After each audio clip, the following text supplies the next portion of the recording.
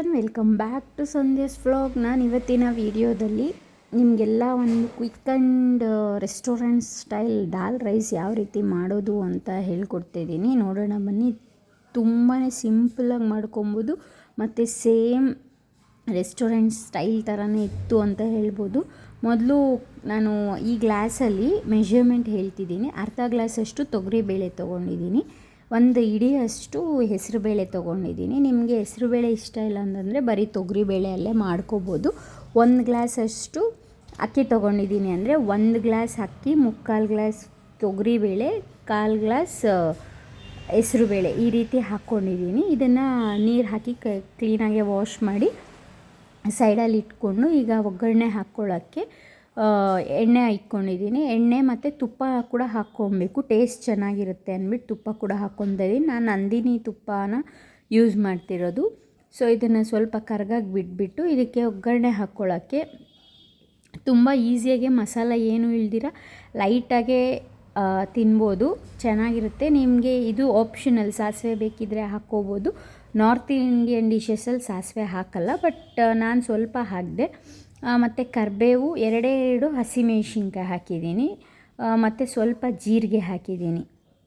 ಮತ್ತು ನಿಮ್ಮ ಹತ್ರ ಶುಂಠಿ ಬೆಳ್ಳುಳ್ಳಿ ಪೇಸ್ಟ್ ಇದ್ದರೆ ಪೇಸ್ಟ್ನ ಹಾಕ್ಕೊಳ್ಳಿ. ನನ್ನ ಹತ್ರ ಪೇಸ್ಟ್ ಇರಲಿಲ್ಲ, ಸೊ ನಾನು ಅದನ್ನು ಬಿಡಿಸ್ಬಿಟ್ಟೆ ಹಾಕಿದ್ದೀನಿ. ಟೇಸ್ಟ್ ವೈಸ್ ತುಂಬಾ ಚೆನ್ನಾಗಿತ್ತು.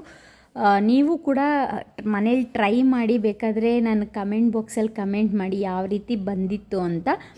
ಆನಿಯನ್ಸ್ ಹಾಕಿ, ಆನಿಯನ್ ಕೂಡ ಫುಲ್ಲು ಫ್ರೈ ಆದಮೇಲೆ ಇದಕ್ಕೆ ಟೊಮೆಟೊ ಹಾಕಿದ್ದೀನಿ. ನಾನು 2 ಆನಿಯನ್ಸ್ ಚಿಕ್ಕದು ಮತ್ತು 1 ಟೊಮೆಟೊ ತೊಗೊಂಡಿದ್ದೀನಿ ದೊಡ್ಡದು. ಇದು ಫುಲ್ಲು ಸ್ಮ್ಯಾಶ್ ಆಗಬೇಕು ಅಂತಂದರೆ ಏನು ಆಯಿಲಲ್ಲಿ ಟೊಮೆಟೊ ಮತ್ತು ಆನಿಯನ್ಸ್ ಫುಲ್ಲು ಸ್ಮ್ಯಾಶ್ ಆಗೋವರೆಗೂ ನಾವು ಅದನ್ನು ಚೆನ್ನಾಗಿ ಬೇಯಿಸ್ಕೊಬೇಕು. ನೋಡ್ತಾ ಇದ್ದೀರಲ್ವ ಯಾವ ರೀತಿ ಆಯಿಲ್ ಬಿಟ್ಕೊತಾ ಇದೆ ಮತ್ತು ತುಪ್ಪ ಮತ್ತು ಆಯಿಲ್ ಮೇಲೆಗಡೆನೇ ಕಾಣಿಸ್ತಿದೆ. ಅದಕ್ಕೆ ಸ್ವಲ್ಪ ಅರಿಶಿನ ಪುಡಿ, ನಿಮಗೆ ಖಾರಕ್ಕೆ ಬೇಕಾದಷ್ಟು ಚಿಲ್ಲಿ ಪೌಡರ್, ಅಂದರೆ ನಿಮ್ಮ ಹತ್ರ ಆರ್ಚಿ ಇದ್ದರೆ ಆರ್ಚಿ, MTR, ನಿಮ್ಮ ಹತ್ರ ಯಾವ ಚಿಲ್ಲಿ ಪೌಡರ್ ಇದ್ದರೆ ಅದನ್ನೇ ಹಾಕ್ಕೊಬೋದು. ಮತ್ತು ಇದಕ್ಕೆ ಸ್ವಲ್ಪ ಟೇಸ್ಟ್ಗೆ ಗರಂ ಮಸಾಲ ಹಾಕ್ಕೊತೀನಿ. ಅಂತಂದರೆ 1/4 ಟೀ ಸ್ಪೂನಷ್ಟು ಗರಂ ಮಸಾಲ, ಧನಿಯಾ ಪುಡಿ ಕೂಡ 1/4 ಟೀ ಸ್ಪೂನಷ್ಟು ಧನಿಯಾ ಪುಡಿ, ಉಪ್ಪು ರುಚಿಗೆ ತಕ್ಕಷ್ಟು ಉಪ್ಪು, ಇದೆಲ್ಲ ಹಾಕಿ ಆ ಆಯಿಲ್ ಏನಿದೆ ಅದು ಫುಲ್ಲು ಮೇಲೆ ಬಿಟ್ಕೋಬೇಕು. ಅಷ್ಟು ಆಯಿಲಲ್ಲಿ ಫ್ರೈ ಮಾಡಿಕೊಂಡು ನಾವಾಗಲೇ ಏನು ತೊಳೆದು ಇಟ್ಕೊಂಡಿದ್ದೀವಲ್ಲ ಅಕ್ಕಿ ಬೇಳೆ, ಅದನ್ನು ಇದಕ್ಕೆ ಹಾಕಿಬಿಟ್ಟು ಅಂದಾಜೇನಿಲ್ಲ, ನಿಮಗೆ ಎಷ್ಟು ನೀರು ಬೇಕೋ ಅಷ್ಟು ಹಾಕಿ ವಿಜಿಲ್ ಬರ್ಸ್ಕೊಳ್ಳಿ. ಅಂದರೆ ಈಗ ಪಲಾವ್ಗೆ ಎಲ್ಲ ನಾವು ಅಂದಾಜಷ್ಟು ನೀರು ಇಡಬೇಕು, ಇದಕ್ಕಾದಷ್ಟು ಜಾಸ್ತಿನೇ ನೀರಿಡಿ. ನಾನು ಹಿಂಗೆ ಅಳತೆ ಅಂತಂದರೆ 1 ಗ್ಲಾಸ್ ಅಕ್ಕಿಗೆ 3 ಗ್ಲಾಸ್ ನೀರು ಮತ್ತು ಬೇಳೆಗೆ 2 ಗ್ಲಾಸ್, ಅಂದರೆ 5 ಗ್ಲಾಸಸ್ಸಷ್ಟು ನೀರು ಹಾಕ್ಕೊಂಡೆ ನಾನು. ಸೊ ಅದು ಗಟ್ಟಿ, ಅಂದರೆ ಬೆಂದ ಮೇಲೆ ಸ್ವಲ್ಪ ಗಟ್ಟಿ ಅಂತ ಅನಿಸ್ತು ನಾನು ವಿಜಿಲ್ ತೆಗೆದಾಗ. ಸೊ ಆಮೇಲೆ ನಾನು ಏನು ಮಾಡಿದೆ ಅಂತಂದರೆ ಇನ್ನೊಂದು ಸ್ವಲ್ಪ ನೀರು ಹಾಕಿಬಿಟ್ಟು ಅದನ್ನು ಚೆನ್ನಾಗಿ ಕುದಿಸೋಕ್ಕಿಟ್ಟೆ. ಸೊ ಟೇಸ್ಟ್ ವೈಸ್ ಮಾತ್ರ ತುಂಬಾ ಚೆನ್ನಾಗಿತ್ತು.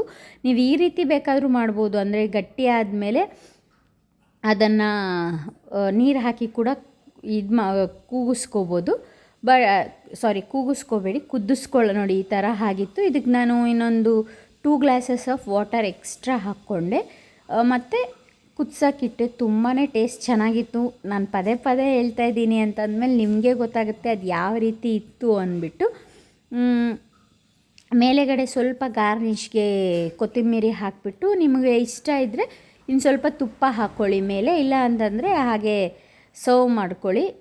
ಇದೇ ರೀತಿ ನನ್ನ ಚಾನಲ್ನ ನೋಡ್ತೀರಿ, ಲೈಕ್ ಮಾಡಿ, ಶೇರ್ ಮಾಡಿ. ಇನ್ನೂ ಯಾರ್ಯಾರು ನನ್ನ ಚಾನಲ್ನ ಸಬ್ಸ್ಕ್ರೈಬ್ ಮಾಡ್ಕೊಂಡಿರೋ ನೋಡ್ತಾ ಇದ್ದೀರಾ, ಪ್ಲೀಸ್ ಬೇಗ ಸಬ್ಸ್ಕ್ರೈಬ್ ಮಾಡಿಕೊಂಡು ಆದಷ್ಟು ಬೇಗ ನನ್ನ ಚಾನಲ್ನ ಬೇಗ ಸಪೋರ್ಟ್ ಮಾಡಿ ಅಂತ ಕೇಳ್ಕೊತೀನಿ. ಇನ್ನೂ ತುಂಬ ವೀಡಿಯೋಸ್, ಕುಕ್ಕಿಂಗ್ ವೀಡಿಯೋಸ್ ಬರ್ತಿದೆ. ಇದೇ ರೀತಿ ನನ್ನ ಚಾನಲ್ನ ನೋಡ್ತಾ ಇರಿ.